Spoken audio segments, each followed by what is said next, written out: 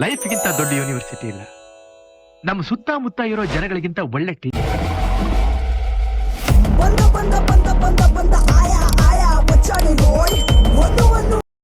ಸಾಮಾನ್ಯ middle class ರೈತನಾಗಿ ಕರುನಾಡಲ್ಲಿ ಹುಟ್ಟಿ ನಟನಾಗಬೇಕು ಎಂದು ಪಣ ತೊಟ್ಟಾಗ ಆ ಬಾಲಕನಿಗೆ ಇನ್ನೂ ಎಳೆಯ ಪ್ರಾಯ. ನಾನು ದೊಡ್ಡ ಸಿನಿಮಾ ಸ್ಟಾರ್ ಆಗ್ತೀನಿ ಅಂದಾಗ ಅವತ್ತು ಯಾರೋ ನಕ್ಕಿರಬಹುದು, ಆಯ್ತಾಗಪ್ಪ ಅಂತ ಯಾರೋ ವ್ಯಂಗ್ಯ ಆಡಿರಬಹುದು, ಆಗೋ ಮಾತಾಡು ಅಂತ ಇನ್ಯಾರೋ ಅಂದಿರಬಹುದು. ಆದರೆ ಆ ಬಾಲಕ ಇವರಾರ ಮಾತನ್ನು ಕೇಳದೆ ಕೇವಲ ತನ್ನ ಮನಸ್ಸಿನ ಮಾತು ಆಲಿಸಿ ಕೇವಲ ಆತನ ಕನಸನ್ನು ಮಾತ್ರ ನಂಬಿ ದೃಢವಾದ ಹೆಜ್ಜೆಗಳನ್ನಿರಿಸುತ್ತಾ ಕನಸನ್ನು ಬೆನ್ನಟ್ಟಿ ಬೆಳೆದ.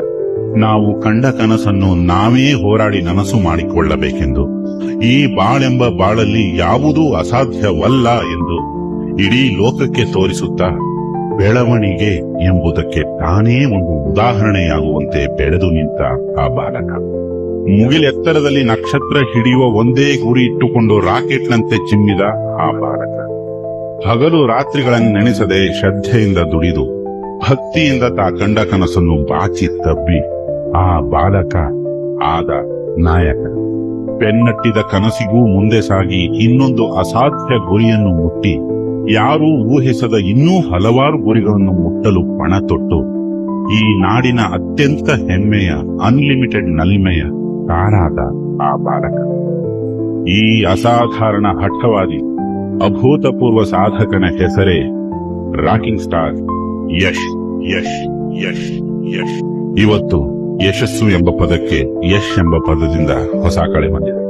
ಗುರಿ ಎಂಬ ಪದಕ್ಕೆ ಒಂದು ಹೊಸ ಗುರಿ ಸಿಕ್ಕಂತಾಗಿದೆ. ಸಾಧನೆ ಎಂಬ ಪದಕ್ಕೆ ಒಂದು ಸಾರ್ಥಕತೆ ಬಂದಂತಾಗಿದೆ. ಜಾಗತಿಕ ಮಟ್ಟಕ್ಕೆ ಕನ್ನಡ ಸಿನಿಮಾನ ಎತ್ತಿ ಹಿಡಿದಿರುವ ರಾಕಿಂಗ್ ಸ್ಟಾರ್ ತೋಳ್ಬಲ ಕಂಡು ಜಗತ್ತಿಗೆ ಬೆರಗು ಮೂಡಿದೆ.